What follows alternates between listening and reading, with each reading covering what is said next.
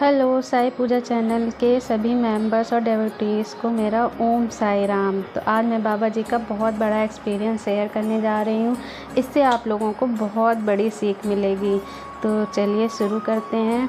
तो ये शुरू होता है जब मैं छोटी थी, तो मेरी मम्मी बॉम्बे की थी और हम लोग अक्सर शिरडी आया जाया करते थे। जब बाबा जी का मंदिर भी सही से नहीं बना तो मैं उस समय तो छोटी थी, तो मुझे इतना नहीं पता था कि हम लोग कहाँ जा रहे हैं, कहाँ आ रहे हैं और बाबा जी कौन है, क्या है, कुछ नहीं पता था। बस मम्मी जा रही हैं और हम लोग उनके साथ घूमने जाया करते थे।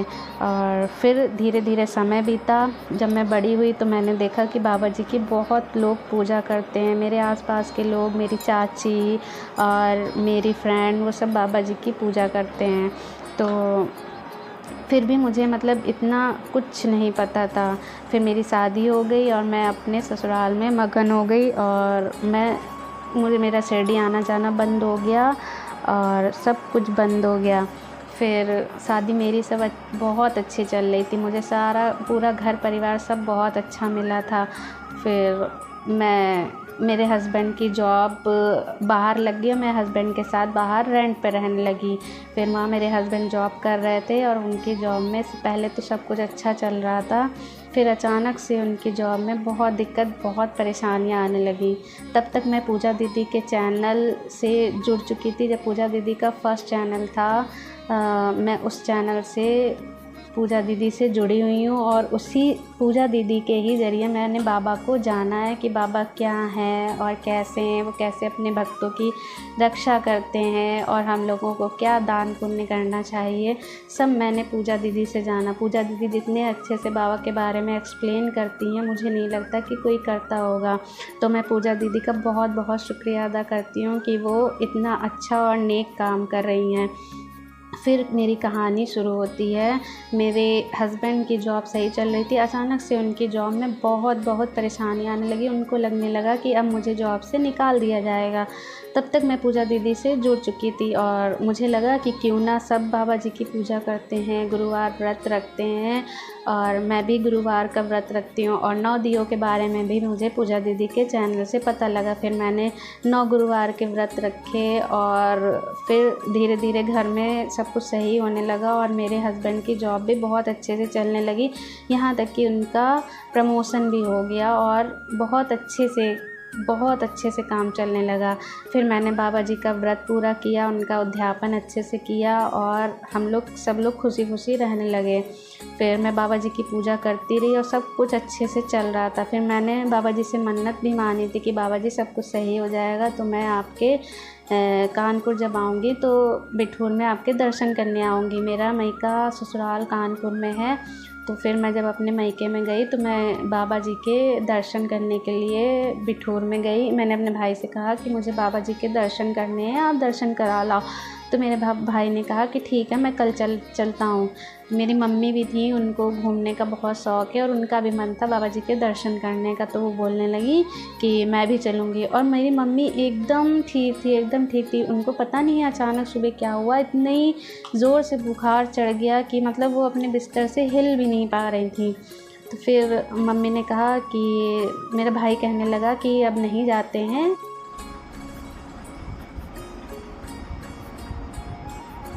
तुम लोग हो आओ। तो फिर मम्मी कहने लगी कि तुम लोग हो आओ, पता नहीं कि ये कब आए, फिर आए कि ना आए क्या मालूम, तो दर्शन कराओ। फिर हम लोग दर्शन करने गए तो हम लोग के साथ जो भाई के फ्रेंड लोग गए थे वो बाबा जी के बारे में बहुत गलत बोल रहे थे। और भी लोग गलत बोलते हैं लेकिन मैं बोलना नहीं चाहती हूँ कि क्या बोलते हैं, क्योंकि बाबा जी के बारे में ऐसे गलत शब्द अब सुनना भी मेरे लिए पाप है। फिर मैंने बाबा जी के दर्शन किए और मन बहुत विचलित था कि मम्मी की तबीयत ख़राब है, वो दर्शन भी करने नहीं आ पाई हैं।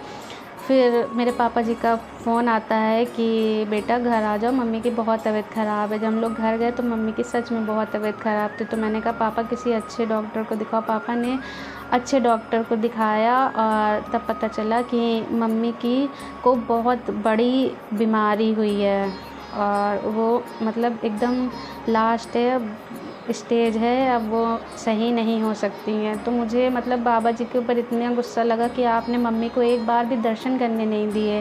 और फिर मुझे लगा कि जो हुआ है गलत हुआ है और जो बोल रहे हैं वो सब सही बोल रहे हैं। तो मैं अपने जब मेरे हस्बैंड जहाँ जॉब करते थे, हम लोग रेंट पे रहते, मैं वापस आई, मैंने बाबा जी की मूर्ति को हटाकर, फ़ोटो फ्रेम था उसको हटाकर मैंने अपनी अलमारी से अलग रख दिया कि मुझे अब नहीं पूजा करनी है बाबा जी की। और फिर मेरी मम्मी बहुत बीमार पड़ गई, वो एक्सपायर हो गई और मुझे बहुत तकलीफ़ हुई। मेरा बाबा जी से मन भी हट गया, मुझे बिल्कुल भी अच्छा नहीं लगा। मुझे मतलब ये लगा कि बाबा जी ने एक बार भी दर्शन करने नहीं दिया। लेकिन फिर मुझे बाद में समझ में आया कि अगर मम्मी बाबा जी के दर्शन करने जाती और उनको बाद में कुछ होता तो सब यही कहते कि बाबा जी ने उनको ठीक नहीं किया। लेकिन फिर कोई बात नहीं, जिसको आना है, जो आया है वो जाएगा भी, ये सोचकर मैंने फिर तसल्ली कर ली। और फिर मेरे हस्बैंड को जॉब का एक ऑफ़र आया, बाहर उनकी जॉब लगी।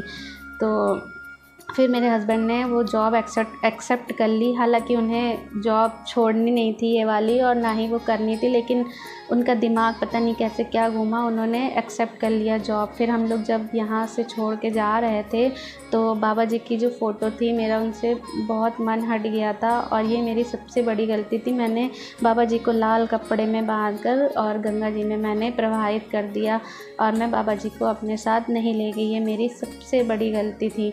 और फिर जब मैं वहाँ पर गई तो मेरे हस्बैंड को 1 महीना भी नहीं हुआ तो जॉब करते हुए, और उनको बहुत दिक्कत परेशानी होने लगी और मुझको बड़ा लॉस हुआ, पैसों का लॉस हुआ, जॉब का लॉस हुआ। और मेरे हस्बैंड की जॉब अच्छी नहीं रही, वो अलग, मतलब इतना परेशान हम लोग हो गए ना। हम लोग सुबह खाना खाते थे ना शाम को खाना खाते थे। मेरे पति को हेल्थ की भी प्रॉब्लम हो गई कि उनके माइंड पे इतना प्रेशर पड़ा कि हेल्थ की प्रॉब्लम हो गई, बीपी लो हो गया, बहुत सारे प्रॉब्लम्स हो गई। फिर मुझे बहुत तकलीफ़ होती थी। मेरे हस्बैंड रात को 2-2 बजे तक काम करते थे और मुझे बहुत तकलीफ़ होती थी। मुझे समझ नहीं आ रहा था मैंने कहाँ गलती कर दी और मैं बाबा जी को एकदम भूल गई थी, यही मेरी सबसे बड़ी गलती थी। और बाबा जी मुझे एहसास कराना चाहते थे कि बेटा, जो आया है उसको जाना है, ये सृष्टि का नियम है, मैंने कुछ भी नहीं किया है और आप मुझसे यूं ही नाराज़ हैं। तो फिर मैंने कहा पता नहीं कहाँ गलती हो गई। तो एक रात में जब सो रही थी तो बाबा जी मेरे सपने में आए। एक मंदिर से निकल कर आ रहे हैं बाबा जी और मेरा दरवाज़ा खटखटा रहे हैं। बाबा जी ने बोला कि बेटा तुम मुझे छोड़ आई हो, मुझे अंदर ले लो। तो एकदम से मेरी आँख खुली। फिर मुझे कहीं ना कहीं एहसास हुआ कि ये मैंने क्या कर दिया। जिस बाबा को मैंने प्रेयर करके अपने घर में सब कुछ सही किया था, उन्हीं बाबा ने मेरी सुनी थी, उन्हीं बाबा को मैंने अपने घर से, मंदिर से हटा दिया। ये मेरी बहुत बड़ी गलती थी। फिर मुझे मतलब अंदर से बहुत उलझन होने लगी। फिर मैंने सुबह अपने हस्बैंड को ये सपना बताया तो उन्होंने कहा कि तुमने गलत किया है, ऐसा नहीं करना चाहिए था। फिर मैंने कहा कि मुझे, उस दिन संडे था, मैंने कहा कि मुझे बाबा जी के मंदिर ले चलो। तो मेरे हस्बैंड ने बाबा जी के मंदिर ले गए और मंदिर, आप यकीन नहीं मानिएगा, मंदिर जहाँ मैंने रेंट पे घर लिया था, बाबा जी ने मुझे अपने पास ही बुलाया। मैंने उनको छोड़ा था लेकिन उन्होंने मुझे कभी नहीं छोड़ा था। ऐसे हैं हमारे बाबा। बाबा जी ने मुझे अपने घर के पास, इतने पास कि जहाँ से आरती होती थी उसकी घंटों की आवाज़ हमारे घर में सुनाई देती थी। फिर मैं अपने हस्बैंड जी के साथ बाबा जी के मंदिर गई और उनसे मैंने माफ़ी मांगी और फिर मैंने प्रण किया कि मैं अब बाबा जी को अपने घर लेकर आऊँगी। फिर मुझे बाबा जी का कहीं पर भी ना मूर्ति मिल रही थी, ना फ़ोटो मिल रही थी, कहीं कुछ नहीं मिल रहा था। तो मैं एकदम से घबराने लगी कि बाबा जी को कैसे बुलाऊं। मुझे पता था बाबा जी जब आएंगे तभी घर में सब कुछ सही होगा। फिर मैंने बाबा जी की फ़ोटो को ऑनलाइन ऑर्डर किया और जब बाबा जी मेरे घर में आए, उस दिन संडे था, मेरे हस्बैंड भी घर में थे और हम दोनों ने मिलके उनकी स्थापना करी, उनको अपने घर में बैठाया। वो उन्हीं का घर है।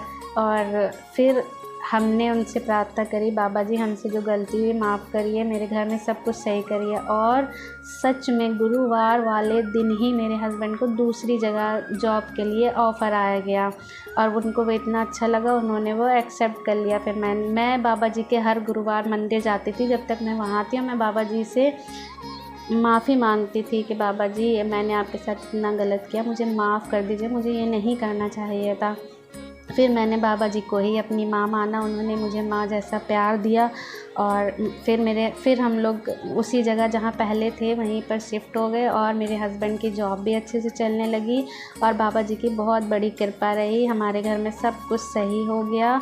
और मैं बाबा जी का बहुत बहुत शुक्रिया अदा करती हूँ और पूजा दीदी का भी शुक्रिया अदा करती हूँ कि उनसे मुझे बहुत बड़ी सीख मिलती है।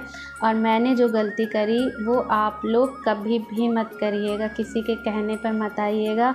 हम अपने दिल से जिसको मानते हैं आप उसको मानिए, वो आपकी ज़रूर सुनते हैं। बाबा तो बहुत दयालु हैं, उन्होंने मेरी इतनी बड़ी गलती माफ़ कर दी।